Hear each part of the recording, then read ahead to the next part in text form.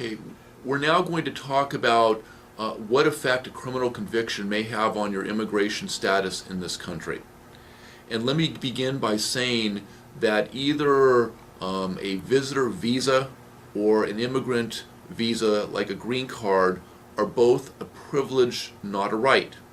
And like a driver's license, you may qualify for your driver's license by passing the written test and the driving test, but if you had 10 speeding tickets, you're not going to get your driver's license until you take care of your speeding tickets. And in the case of criminal convictions, it very much can apply in that situation. Criminal convictions are put in different categories, and depending on what category that conviction falls in will determine the consequences that flow from that. The first category would be something called an infraction. Those would typically be traffic violations. Infractions have no legal effect on one's legal status, and although it may create problems with your driver's license or insurance with regard to your immigration status, an infraction will almost never have any legal effect on your immigration status. The next category of crime is what they call a petty offense. And a petty offense is a misdemeanor crime where there was a jail sentence of less than 6 months. And there are a few exceptions to this, but if you had a misdemeanor crime where there was a jail sentence of less than 6 months and you only had one conviction of this type, this would fall under the petty offense exception, and it would have no legal consequence on either applying for a green card or a visa.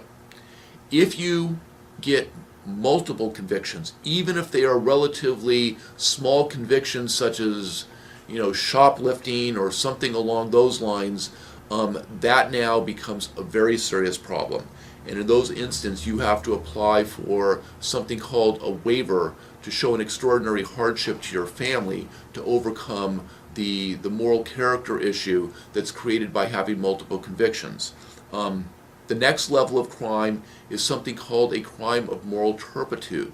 A crime of moral turpitude involving a felony conviction where there is a sentence of less than 1 year would basically fall into the same category as multiple misdemeanor convictions, and again would require a waiver. The last category of crime is something called an aggravated felony. An aggravated felony is any crime of moral turpitude where you receive a sentence of 365 days or more.